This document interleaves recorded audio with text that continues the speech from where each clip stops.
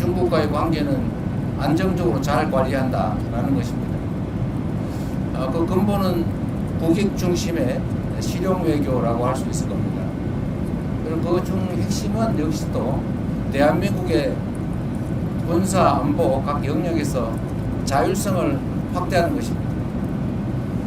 전시작전 지휘권을 회복하는 문제도 그렇고 핵 추진 잠수함 건조를 하는 문제도 그렇고 중국과의 경제 협력 또는 민간 교류 확대도 대한민국 국익에 부합하기 때문에 당연히 해야 될 일입니다.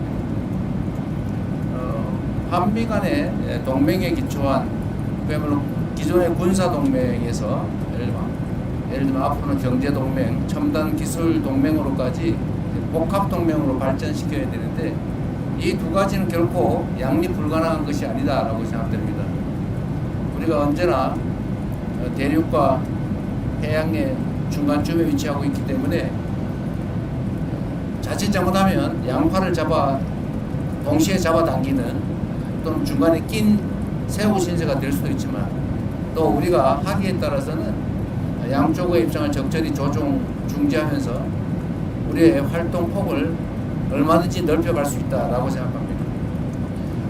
우리가 세계사적으로 보면 이 반도 국가들이 두 가지 길을 갑니다. 크게 융성하거나 아니면 갈갈이 찢겨지거나 우리 대한민국도 비슷한 위치에 있죠. 지금 우리는 이 격변한 국제 질서 속에서 우리가 하기에 따라서 우리가 힘을 축적하고 주체적으로 잘 판단하고 자율성을 극대화하고 그리고 국익 중심으로 힘들 때 잘 견뎌내고 또 양쪽의 입장을 잘 활용하면 우리의 외교 지평이 오히려 확 넓어질 수도 있다라고 생각됩니다. 또 이번 새 정부는 그런 길을 향해서 계속 가고 있습니다. 중국의 견제 문제는 서방 국가들 입장에서는 그중에 특히 미국 입장에서는 중국을 적절하게 견제하고 싶어 하죠. 또 한편으로는 견제하면서도 또 한편으로는 협력할 분야를 찾아서 적극적으로 협력을 하고 있는 게 또 현실입니다. 국가와 국가 간의 관계는 원래 그런 것이죠. 국가와 국가 간의 관계를 일도 양단식으로 올로와 나식, 전부 아니면 전무 이런 식으로 접근하면 결국은 남는 게 하나도 없죠. 중일 갈등 문제에 대해서는 중국과 일본이 지금 일본 총리의 발언을 놓고 상당히 크게 갈등이 이어지고 있긴 하지만 대한민국 입장에서 현재 상황을 냉철하게 지켜보고 대한민국 국익이 훼손되지 않도록 대한민국 국익이 극대화될 수 있도록 최선을 다해야 되지 않을까 싶습니다. 그래서 오늘 약간 무리하긴 했는데 중국 총리하고 면담도 하고 또 거기에 맞춰서 일본 측에도 특별히 요청해서 일본 측과 균형을 맞춰서 또 정상회담도 간략하게 했습니다. 그 두 정상회담 과정에서 대한민국이 가지고 있는 기본적 입장을 충실하게 잘 설명했고 곡해가 발생하지 않도록 잘 협의해서 지금 대한민국 입장에서는 크게 어떤 위협 요인이 생기거나 또는 갈등 요소가 추가되거나 그러지는 않다는 말씀을 드립니다. 네, 질문을 또 받도록 하겠습니다. 이번에는 한국일보의 이석택 기자입니다. 대통령님 안녕하십니까? 저 한국일보 이석택 기자입니다. 대통령께서 이제 그 외국 순방을 다니시다 보면은 국력 신장이 필요하다라는 말씀을 많이 해주시는데요. 이제 얼마 전에 국가 경쟁력을 높이기 위해서 6대 핵심 과제 개혁 필요성을 말씀하신 적이 있습니다. 네. 이제 다른 나라 사례나 전례에 비춰보면 6가지 중에서도 노동과 연금 분야 개혁 과제가 상당하게 저항이 좀 예상되고 있는데요. 그 노동개혁 분야에서 고용시장 유연화 과제가 담기는지 그 연금 개혁의 목표는 어느 쪽으로 설정하고 계신지 궁금합니다. 일단 순방과 관련된 질문에 한해서 답을 드리는 것으로 하겠습니다. 네, 이 문제는 우리가 순방을 하면서 각국이 가지고 있는 특장점들을 잘 살피고 또 우리가 배울 수 있는 건 배우고 협력할 수 있는 건 협력한다 라는 그런 정도 말씀으로 대체하도록 하겠습니다. 네. 뭐 제가 잘 안 보였습니다. KBS 손수환 기자님 한번 주시겠어요? KBS 손수환 기자님. 네, 교통원님 고생 많으셨습니다. 이번 그 G20 정상회의를 통해서 굉장히 여러 정상들을 짧게지만 많이 만나셨잖아요. 이제 우리나라에 좀 기대하는 역할이 좀 뭐라고 생각하셨는지 정상들 만나면서 여쭤보고 싶고요. 또 특히 기억 남는 정상이라든지 에피소드 있으시면 제가 부탁드리겠습니다. 네, 원래 이게 다자 협상의 장이라고 하는 것은 우리 외교부 장관이 그러셨던가 안보실장이 그러셨던가 그야말로 장이 서는 거라고. 양자 협상의 장이기도 하죠. 우리가 만날 기회가 있으면 사실 정상끼리의 회담이라고 하는 게 그리 쉽지가 않습니다. 상대국을 방문하지 않는 한 정말 특별한 계기가 없으면 만나기조차 어려운데 이렇게 다자회의 기회가 생기면 그 틈틈이 이제 양자회담을 하고 그 양자회담 전에 실무협의도 미리 해서 일정한 의제로 좁히고 정상회담을 통해서 필요한 합의를 끌어낼 수 있습니다. 제가 취임한 지 얼마 안 돼서 처음 보는 분들도 계시고 해서 어렵긴 하지만 정상들과의 접촉면을 넓히고 또 정상들과의 라포도 형성하고 좋은 감정들을 유지하면 아무래도 대한민국에 좀 더 나은 의사결정이 가능하다 생각이 됩니다. 뭐 사람이란 게 다 그러지 않습니까? 제가 오늘 낮에 다카이치 일본 총리한테도 똑같은 얘기를 했는데 국가 간의 관계나 개인 사람 간의 관계는 다를 바가 없다. 결국은 서로 좋은 측면을 보려고 노력하고 좀 어려운 껄끄러운 측면들이 있으면 잘 관리하고 그 부분을 최소화하면서 사람 관계를 잘 만들면 좋지 않냐. 어떻게 사람이 완벽한 존재일 수가 있겠느냐. 국가 간의 관계도 마찬가지다. 이렇게 말씀드렸습니다. 저는 그래서 이런 다자회의 공간이 생기면 최대한 많은 정상들을 가볍게 또는 심각하게 많이 만나려고 하죠. 이번에도 꽤 많이 만난 것 같습니다. 언론인 여러분들한테 공지하지 않은 얘기들도 많죠, 사실. 잠깐씩 한 5분씩, 10분씩 화장실 갔다 오면서도 얘기하고. 근데 모든 정상들이 사실은 똑같습니다. 각각의 국가를 대표하고 나오는 분들이라서 자기들도 정상들 간의 대화를 최대한 많이 하고 뭔가를 끌어내야 되기 때문에 다 적극적이에요. 뭐 나만 그래서 좀 이상한 사람이 아니고 모두가 다 열려 있습니다. 그래서 그 기회를 잘 활용하면 얼마든지 정상들 간에 짧지만 밀도 있는 대화가 가능하다. 제가 몇 차례 국제회의를 가면서 느낀 겁니다. 그리고 가능하면 인간적 공감을 얻어내기 위해서 많이 노력하죠. 제가 사실은 좀 장난기가 많아가지고 그러긴 한데 외국 정상들도 사실 똑같습니다. 똑같은 사람들이어서 그들의 인생이나 또는 삶의 역정이나 뭐 정치적 경험이나 이런 것들을 제가 발굴해가지고 얘기해주면 좋아하죠. 사람들 관계 그런 거 아닙니까? 상대에 관심 가지고 상대가 예를 들면 좋아할 만한 거 언급해주고 공감하고 또 아픈 거 위로해주고 하면 다 좋아합니다. 그게 뭐 아무리 큰 나라의 강한 지도자라 한들 다 똑같은 사람이에요. 조그만한 소국의 지도자도 똑같은 사람들입니다. 그래서 만나면 뭐 큰 무리 없이 대개는 관계 설정이 잘 되죠. 준비도 많이 합니다. 다 수십 명 밤새도록 이 사람이 이 에피소드가 이 사람 얘기인가 저 사람 얘기인가 헷갈릴 때가 있어요. 가끔 실수하기도 합니다. 근데 그 사람은 뭔 얘기하는지 모르죠. 자기 얘기 아니면. 하여튼 이번에도 보면 저는 뭐 룰라 대통령 또는 뭐 모디 총리 만나서 얘기하는 거 상당히 의미 있었고 서로 뭐 공감도도 많이 넓혔다고 생각합니다. 제가 빠른 시간 내에 인도, 브라질도 한번 가야 될 것 같아요.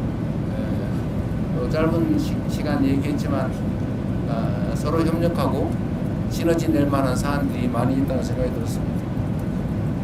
네, 또 질문 있으신 기자분들 앞으로 마이크를 한 넘길 수 있을 것 같은데요. YTN 먼저 드리겠습니다. 근데 잘 들리세요? 잘 안 들리죠? 방법이 없죠 이거.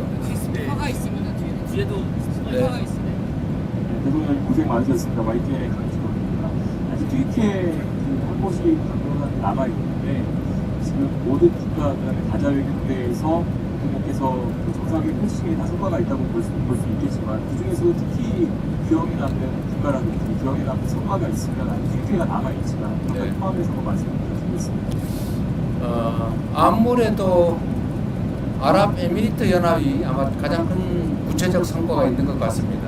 거기는 사전에 비서실장이 특사로 가서 협업할 수 있는 분야들도 많이 정리했고 또 구체적 사업도 다 발굴을 했기 때문에 아주 구체적이고 실질적인 큰 성과가 난 것 같습니다. 사실 이집트는 이집트 대통령께서도 그렇고 우리 실무진들도 크게 기대를 안 했던 것 같아요.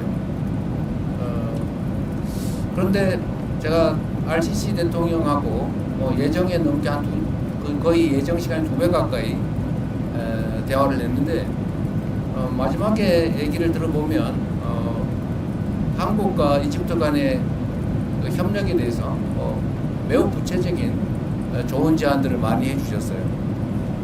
처음에는 얘기하지 않았던 건데 마지막에 저하고 둘만 나왔을 때는 뭐 그전에도 얘기하는 게 많았지만 카이로 공항을 확장할 계획인데 거기가 아마 한 3-4조 원 정도 들지 않겠냐 이렇게 얘기를 하고 그걸 한국 기업들이 좀 맡아서 확장하고 운영도 해주면 좋겠다 뭐 이런 얘기도 하시고 그 외에도 예를 들면 방위산업 분야 협력, 구체적 협력 얘기도 많이 해서 우리가 미리 좀 구체적으로 노력하고 사전 준비를 철저히 했더라면 또 오랫동안 교류 협력을 축적해 왔더라면 지금의 이집트와 한국 관계를 훨씬 넘어서는 더 밀도 있는 더 큰 협력이 가능했겠다라는 생각이 들었고 한편으로 아쉽다는 생각이 들면서 또 한편으로는 지금이라도 잘 됐다 이런 생각이 들었습니다. 이집트는 제가 가급적이면 이집트 대통령을 폭빈으로 한국에 오시라고 초청을 드렸는데 오시겠다는 의사도 표명하셨고 오시기 전에 실무적인 협의를 좀 거쳐서 지금 그때 당시에 그냥 난삽하게 얘기했던 각종 협력 사안에 대해서 충분히 준비하도록 하겠습니다. 아마 우리 기업들이나 우리 국민들에게 큰 기회를 만들 수 있지 않을까 생각이 됩니다. 네, 카메라 기자님들 때문에 제가 시선이 가려서 잘 안 보이는 것 같은데 뒤에 마이크를 좀 넘겨주시면서 또 말씀해 주시겠어요? SBS 부서는 근데 우리 대변인이 남성 편향적인 것 같은 느낌이 좀 듭니다. 네, 저 SBS 강청환 기자라고 합니다. 지금 마지막 방문이 튀르키예를 가시는데 튀르키예 언론과도 인터뷰를 하셔서 일부 내용을 말씀을 하셨지만 특히 주안점을 두고 가셔서 정상회담을 하실 내용이라든지 아니면 또 기대하는 성과가 있으실지 뭐 제가 취임하면서도 말씀드렸지만 우리 대한민국의 경제 상황이 그렇게 좋지가 못하기 때문에 그래서 가장 중요한 것은 국가 간 협력을 통해서 대한민국의 경제 상황을 개선하는 겁니다. 튀르키예도 지금 경제 상황이 그렇게 녹록치는 않은 상황인 것 같긴 합니다. 튀르키예는 뭐 아시겠지만 국교 관계를 수립하지도 않은 상태에서 6.25 때 병력 규모로 사위에 이를 만큼 대규모 병력을 파병해서 대한민국을 도와준 나라입니다. 형제 국가라고 또 그 중에서도 피를 나는 형제 국가라고 부르는 이유가 있죠. 튀르키예도 방위산업 분야, 국방 분야에 워낙 관심이 많고 또 대한민국도 강점을 가진 분야가 방위산업 분야인데 이 부분에 대한 협력도 가능할 것이고 또 튀르키예는 문화 관광 산업이 상당히 발전한 나라이기도 합니다. 대한민국도 앞으로 문화 콘텐츠 분야에 투자를 많이 할 생각이기 때문에 이런 문화 관광 분야에 대한 협업도 가능할 것으로 생각되고 그 외에 일반적인 원자력 발전 문제라든지 정말 할 수 있는 일은 얼마든지 있다는 생각이 듭니다. 제가 외교부 장관한테도 또 안보실장한테도 말씀을 드리는데 앞으로 외교 분야에 대해서 우리가 좀 더 체계적으로 정비하고 더 많이 투자해야 된다 이런 말씀을 드렸어요. 우리는 이제 소위 통상국가인데 지금 제가 해외 순방을 다녀보면서 느낀 거는 대한민국의 대외관계 관리가 매우 분절적이라는 생각이 듭니다. 따로따로 나눠져 있어요.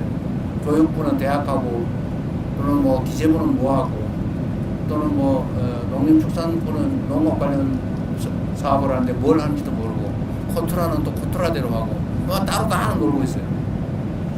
이제 이렇게 해서는 안 되겠다. 좀 체계적으로 종합적으로 외교 분야를 정리하고 좀 더 타국과의 이런 협력을 좀 더 구체적으로 좀 더 세밀하게 관리해야 되겠다는 생각이 듭니다.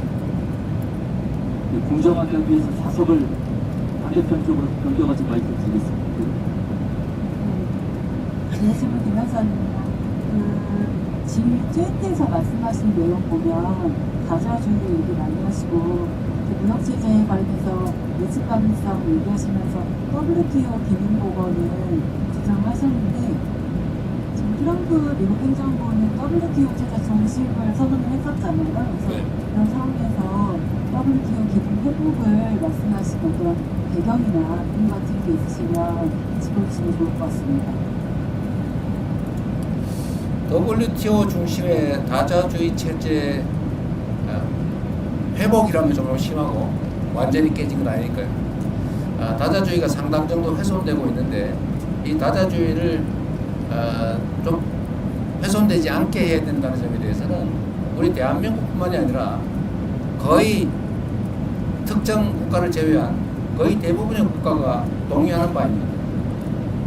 그날 뭐 오늘 어제 이렇게 각 정상들 또 국제기구 대표들이 발표하는 거 발언하는 거 봐서도 알지만 어쨌든 자유무역 체계 다자 시스템을 튼튼하게 강화해야 된다, 훼손을 최소화해야 된다라는 점에 대해서는 모두 동의합니다. 이번에 아마 G20 논의 결과 성명을 전체 국가 이름으로 못하고 참여 국가 명의로 발표를 했는데 어쨌든 그것도 아마 상당히 내용에 어려움이 있었던 것 같아요. 뭐 국제관계라고 하는 게 그러지 않습니까? 뭐 누군가가 규율해줄 무슨 특별한 권력이 따로 있는 것도 아니고 뭐 질서라고 하는 게 각종 조약이나 규범으로 존재하긴 하지만 뭐 안 지키면 방법이 없는 그런 상황이라 선의에 기대할 수밖에 없긴 한데 그럼에도 불구하고 이제 국가 간 관계라고 하는 게 이제는 서로 떼어놓고 따로 살 수 없는 상황이기 때문에 국제 질서를 모두가 존중받는 모두가 함께 잘 사는 그런 다자주의 체제로 최대한 잘 만들어 가야 되겠죠. 제가 정상들하고 대화를 해보면 어쨌든 이런 부분에 대한 욕구들이 참 많습니다. 예를 든다면 EU 유럽 공동체하고 CPTPP 환태평양 경제 동반자 협정인가 그러죠.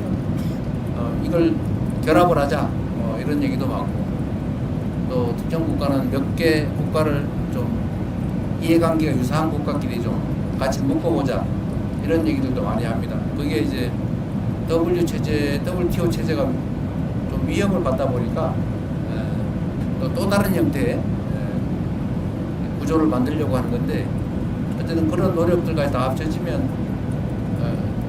그래도 자유무역 질서라고 하는 게 결국은 모든 국가가 함께 살 수 있는 거의 유일한 길이기 때문에 결국 그 길로 갈 수밖에 없을 것이라고 생각합니다. 말이라도 계속 해야죠.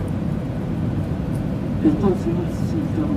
이성호 기자님 마이크 드리겠습니다. 머리 쪽이 뒤에 뒤에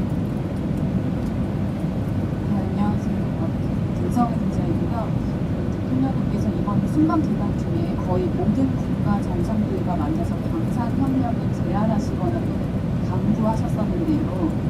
K방산에 대한 각국 정상들 반응은 좀 어땠는지 궁금하고 대통령님께서 보시기에 가장 큰 관심을 보였던 정상은 누구였는지 그리고 강훈식 실장은 전략경제협력 특사로 운영하는 이 분야의 공을 굉장히 많이 들이신 걸로 아는데 혹시 조만간 대규모 K방산 수주 소식을 기대해도 될지 관련 성과를 기대해도 될지 여쭙습니다.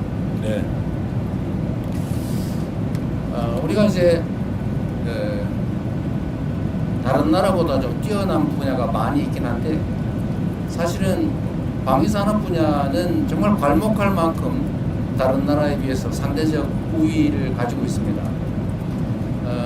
물론 뭐 미국에는 비교할 바 못되지만 사실 미국도 이제는 뭐 전투기 생산이나 전차 생산 뭐 하다못해 여러분도 잘 아시지만 잠수함 아니면 군함 생산에서 상당히 많은 문제를 노출하고 있죠.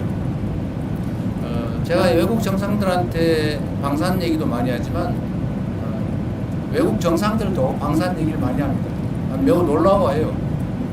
이게 지금 최근에 이렇게 드러나는 실력이 이제 구체적으로 드러나는 성과가 나다 보니까 그런 것 같기도 한데 여러분 아시겠지만 저는 대한민국이 북한의 GDP의 1.45배에 이르는 엄청난 규모의 국방비를 현재 지출하고 있고 전 세계 군사력 5위로 평가받는 나라인데 이게 전시 작전권도 없고 또 일각에서는 마치 외부의 지원이 없으면 자체 방위도 못하는 것처럼 이렇게 오해를 하거나 아니면 곡해를 유발하고 있는데 이런 저는 상황을 저는 빨리 개선해야 된다고 봐요.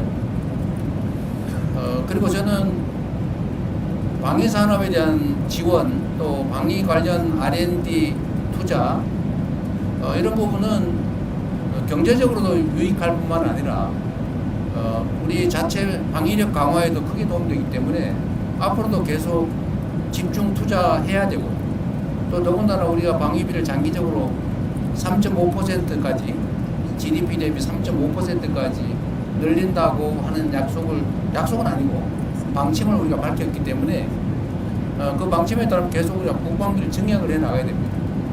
그래서 방위 산업을 육성하고 또 방위 산업을 통해서 다른 산업을 또 발전시키고 방위 산업을 통해서 수출을 확대하고 또 방위 산업을 통해서 각국이 지금 매우 군사적 위협을 느끼고 있기 때문에 그 위협을 느끼는 정도가 점점 더 강화되고 있기 때문에 각국의 관심도 높아지고 있어서 국가 간 관계를 발전시키는 데도 매우 도움이 된다고 생각됩니다. 그리고 우리만 그러는 게 아니고 말씀드린 것처럼 다른 나라도 이 방위산업 특히 우리의 무기를 구매하는 게 아니고 공동 개발, 공동 생산, 공동 판매, 시장 개척에 관심들이 많아요. 우리가 예를 들면 폴란드의 그 전차, 이 전차 수출하고 그 일본도 현지 생산을 하고 있지 않습니까? 폴란드도 매우 만족하고 있는데 사실은 KF-21을 포함한 전투기나 특히 인도 같은 경우는 조선산업협업을 구체적으로 요청을 했는데 어쨌든 거기는 뭐 군수 분야로 들어있을 걸로 추측은 돼요. 그래서 이거는 여러 다방면으로 우리에게 절대적으로 필요한 부분이기 때문에 저도 많이 강조하고 또 실제 수출 성과도 내야 되고 아마 실제 결과도 조만간 나오게 될 겁니다. 상당히 전망이 좋은 또 해야 될 분야라는 생각이 듭니다. 네, 다음 질문으로 넘어가겠습니다. 뉴스의 김수현입니다. 네. 저 뉴스의 김수현입니다. 제가 그 8월에 박리 귀국길에 아파서 잠시 이분이 그러시군요. 2개월 지금 반 정도 쉬다가 일주일 전에 복직해서 이번 순방에 함께하게 됐는데요. 일단 감회가 좀 새로워서 그 말씀을 한번 드리고요. 지금 질문을 돌아가서 그 독일 총리와 아까 그 한반도 정세에 대해서 조금 말씀을 나눴던 것을 공개가 됐는데 그거에 대한 구체적인 좀 발언은 조금 안 나온 것 같아가지고요. 아까 중국과 일본과의 관계 말씀하시긴 했지만 우리 총리와 조금 나눴던 대화를 공개하실 부분이 있으시면 조금 설명해 주시면 감사하겠습니다. 아까 브리핑 안 했어요. 내용 브리핑 안 하셨어요? 안 했습니다. 이거 서로 간단하게 공개한 건 있습니다. 아니 상관없고 그래도 최초의 양자회담인데 내용 발표를 좀 해주시고 그러셨어요. 일단 따로 자료로 좀 냈습니다. 자료를 냈어요? 예. 내 자료를 냈는데 안 보시는 모양이네. 독일 총리가 이제 중국과의 관계가 어떠냐 뭐 이런 식의 질문을 했는데 그건 뭐 프랑스도 마찬가지였던 것 같고 그에 대한 대답은 아까 여러분한테 했던 얘기하고 똑같습니다. 아주 원론적인 군사안보 측면의 한미동맹을 기반으로 우리는 판단하고 행동할 수밖에 없고 그러나 또 한편으로는 지리적인 관계나 또 역사적 관계 또 경제적 관계 측면에서 단절할 수 없다. 적절하게 관리해야 된다라는 입장을 충분히 얘기했습니다. 뭐 특별한 건 없었어요. 뭐 어차피 한 3, 40분 얘기하는 건데 우리가 독일하고 얘기가 너무 많이 길었죠. 한 40분. 네, 길게 했습니다. 프랑스하고 프랑스 40분, 중계를 한 독일이 한 20분. 네, 회의 시간 때문에 그렇게 됐는데 그 독일 프랑스는 역시 우리가 꼭 방문하든 또는 프랑스 미테랑이 아니지 누구지? 마크롱 대통령은 내년에 방한하겠다고 하니까 또 그때 더 구체적인 얘기를 하게 될 것 같습니다. 네, 또 질문 있으신 기자분들, 네, 이번 연합뉴스 감사합니다. 네, 안녕하십니까. 대통령님 고생 많으셨습니다. 연합뉴스 TV의 성승환입니다. 남아공 주의식을 오시기 전에 경주 APEC을 저희가 주인으로서 손님들을 맞았었는데 이번에 손님으로 한번 모셨고 3년 뒤에는 저희가 다시 주의식을 해서 맞이해야 되잖아요. 어떤 이거는 좀 신경 많이 써야겠다. 그냥 더 많은 국가들이 올 테니까 이런 걸좀 지키시게 되는 것 같아요. 마이크를 잘 정비해야 되겠다는 생각이 들었습니다. 마이크가 계속 말썽이 되군요. 우리가 국내 장소는 정해지지 않은 거죠. 아직 안 정해졌습니다. 아직 이제 어디 대한민국에서 개최하는 건 정해졌는데 대한민국의 어디에서는 아직 미정 상태라서 그에 맞춰서 준비는 철저하게 잘 해야 되겠습니다. APEC은 김민석 총리께서 워낙 잘 챙겨서 특별히 문제가 없었던 것 같은데 다음 회의도 잘 준비해야 되겠다는 생각이 듭니다. 이게 국제회의는 어쨌든 전 세계 언론들이 다 지켜보는 상태인데 세밀하게 준비를 잘 안 하면 좀 국격에 의심을 받을 수도 있겠다 그런 생각이 좀 들긴 합니다. 충분히 투자할 만한 일이라는 생각이 듭니다. 네, 또 한국경제 문제부터. 대통령 안녕하십니까. 한국경제신문 한재영입니다. 모디 총리가 조선업 협력을 얘기를 하면서 소다자 협력이라는 용어를 사용했던 걸로 알고 있는데 그게 구체적으로 어떤 협력 모델을 제시한 것이고 거기에 대해서 대통령께서는 어떤 판단을 좀 하셨는지 궁금합니다. 모디 총리는 이제 조선부 분야 협력을 하자고 하면서 이제 예로 든 게 인도, 한국, 일본 이렇게 3국 간 조선 부자에 대한 협력 체계를 구축하는 게 어떻겠냐라는 그런 말씀을 하셨습니다. 근데 우리는 좀 더 그 부분에 대해서 판단할 여지가 남아있기 때문에 우리는 충분히 제안은 잘 들었고 추후에 논의하자 이렇게 얘기했습니다. 네, 또 혹시 질문 있으신 기자분, 네, 세계입니다. 네, 안녕하십니까. 대통령님 고생이 많으십니다. 좀 궁금한 부분이 이번 G20 정상회의에서도 그렇고 각국을 방문하실 때도 AI라든가 기본 AI 이런 부분을 많이 말씀해 주셨는데요. 그에 대한 각국 정상들의 반응이라든가 아니면 우리가 AI 정책하고 관련해서 긴밀히 좀 협력할 수 있겠다 이런 생각이 좀 국가를 각별 있으셨다는 말씀입니다. 이번 G20의 핵심 의제 중에 하나도 AI를 어떻게 공정하게 잘 활용할 거냐라는 것입니다. 대한민국이 모두를 위한 AI라고 하는 정책을 추진하고 있는데 그 대한민국이 하고 있는 모두를 위한 AI는 우리 국민 모두도 포함되지만 세계 모든 나라도 동시에 포함합니다. 근데 대개의 나라들이 지금은 자칫 잘못하면 인공지능 분야에서 특정 몇 개 국가에 종속될 가능성이 매우 높고 이 점에 대해서 정상들 중에는 걱정을 하는 사람들도 있습니다. 독자적으로 이걸 투자해서 해결하기는 어려운데 이거를 그렇다고 끌려가기는 어렵고 이런 걱정을 하고 있어서 제가 예를 들면 이집트 대통령한테는 그런 얘기를 했죠. 이집트 인구가 1억 명인데 앞으로 결국 세상은 인공지능 중심으로 바뀌어 갈 거고 거기에 끌려가는 것보다는 동행하는 게 그래도 낫다. 그래서 한국과 인공지능 분야에 대해서 서로 협력을 하는 게 어떻겠냐라고 얘기했고 그 점은 동의하는 바가 있었습니다. 우리의 기획 중에도 제3세계의 인공지능 분야에 대해서 제3세계와 협업을 해서 제3세계를 독립적으로 인공지능 시스템을 특히 LLL 시스템을 포함해서 좀 구축을 함께 해주자라고 하는 계획도 가지고 있습니다. 그게 우리의 시장을 넓히는 길이기도 하죠. 의외로 이 분야도 인공지능 분야에 관한 협력 관계 구축도 앞으로 대한민국이 해야 될 중요한 아이템이 아닐까 싶은 생각이 들었습니다. 네, 또 질문 있으신 분들 질문 받겠습니다. 서울경제 신동진. 네, 대통령님 서울경제 송병호 기자입니다. 취임 12일 만에 G7에 가셨을 때가 엊그제 같습니다. 그때는 이제 민주화 한국이 복귀했다, 국제사회에 복귀했다 이런 말씀을 많이 해주셨는데 그 사이에 어느새 한미, 한일 그리고 아세안의 AP까지 G20까지 다녀오셨습니다.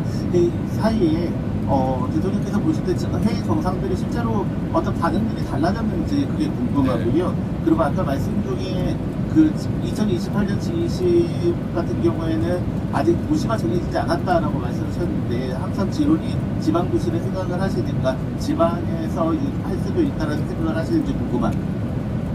네, 쉬운 말씀 먼저 드리면 2028년에 할 일이고 아마 내년 정도에는 어느 정도 윤곽을 잡아서 내후년부터는 준비를 해야 되겠죠.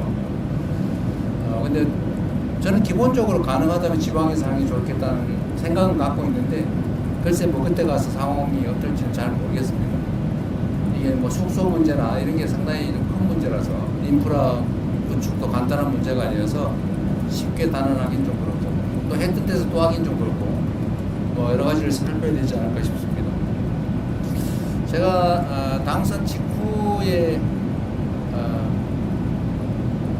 캐나다에 갔을 때 그때는 사실은 저도 정신도 없고 저도 몇몇 정상들 얼굴 아는 사람들 내가 혼자 사진에서만 봤지 전혀 모르는 사람들인데 상당히 좀 어색하긴 했습니다.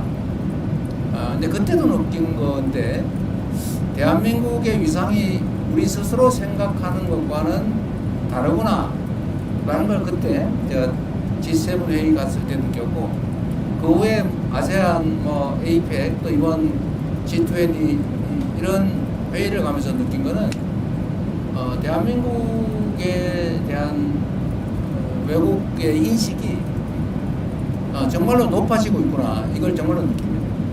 대체적으로 한국 문화에 대해서 상찬을 합니다. 문화적 역량. 그리고 이 얘기는 잘 안 하는데 이제 말 속에 숨어 있는 것들이죠. 정치적 얘기니까 계엄 얘기나 계엄 극복에 대한 얘기 잘 안 해요. 잘 안 하는데 사실은 그 얘기가 포함되어 있다고 느껴집니다. 놀랍다. 이런. 그래서 우리 국민들께서도 우리가 가진 국제적 위상, 또 대한민국 국민의 저력 이런 거에 대해서 정말 자부심 가져도 되겠다 그런 생각이 들고 또 이 저력을 기반으로 우리가 국내에서만 우리끼리 아웅다웅 하는 걸 넘어서서 좀 세계로 나아가면 좋겠다는 생각이 들었습니다. 충분히 길을 열어갈 수 있겠다. 기업들도 진출하지만 문화 진출 또는 뭐 하다못해 한글 교육 수요가 너무 넘쳐가지고 대대적으로 한글 교육 과정을 좀 확대할 계획인데 어쨌든 그런 것도 결국은 대한민국 청년들이 결국은 세계로 나아가서 대한민국 문화를 가르치고 한글을 가르치고 뭐 그렇게 해야 되지 않겠습니까? 그리고 어쨌든 대한민국의 이 문화 현상 정말 뭐라 그럴까요? 뭐 우리도 사실은 뭐 이렇게까지라는 생각이 들 정도인데 뷰티든 아니면 푸드 식품이든 뭐 컨텐츠 다른 뭐 드라마, 영화, 뭐 노래 정말 여러 분야에서 수요가 넘치는 것 같아요. 그러니까 잠재력이 엄청나게 크다. 이 잠재력을 이제 우리 활용을 해야 되는데 그 첫 번째는 이제 우리가 외교 관계로 좀 문을 열고 또 그 안에서 세부적인 가능성은 일단 크게는 기업들이 뚫어가겠지만 또 우리가 문화 전파를 통해서 좀 토대를 단단하게 하겠지만 결국 그 안에서 개별적인 아이템도 만들고 할 수 있는 일이 참 많겠다는 생각이 들었어요. 제가 남아공에 한 분이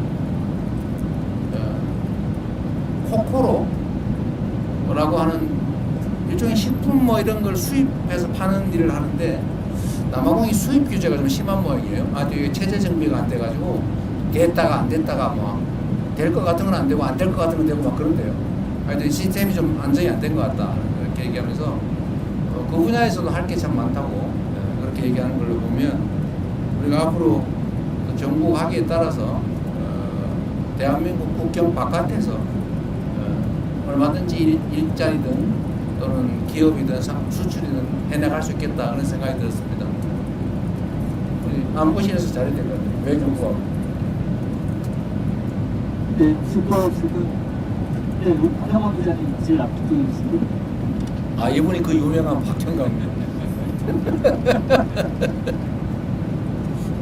네, 대표님 안녕하십니까. 검솔급 뉴스공장의 박형광 기자라고 합니다. 저희가 생각으로 많이 피곤하실 텐데 고생이 많으십니다. 방위산업이 단순 수출 증진뿐만 아니라 국가 간 관계에 도움이 된다라고 말씀하셔서 드리는 질문입니다. 방사 포함해서 우주 원전 등 협력도 중요한 의제로 지금 가져가고 계시는데 이걸 종합해봤을 때 사실상 군사 협력에 준하는 어떤 관계를 가져가려고 하는 후석을 만드는 거 아닌가라는 생각도 좀 듭니다. 그 정도까지는 아니더라도 미국, 중국 등 강대국에 의해서 다지우지되는 변화일변도의 국제 정세에 대응하기 위해서 강사협력으로 끈끈하게 묶인 좀 새로운 외교적 협력체를 구상하고 계신 거 아닌가라는 생각이 듭니다. 강사외교를 통한 직접적 수출 증진과 국가 간 관계 발전 중 어디에 좀 더 무게를 두고 계신지 좀 생각을 여쭤보고 싶습니다. 적절하게 지적하신 것처럼 이제 각국의 방위산업 수요가 우리가 예상하는 것 이상으로 빠르게 커지고 있습니다. 중동만 해도 다들 언제 예측을 넘어서서 갑작스런 급변 사태가 생길지 모르겠다고 불안해합니다. 최근에 몇 차례 국가들이 겪었죠. 이건 아닌데?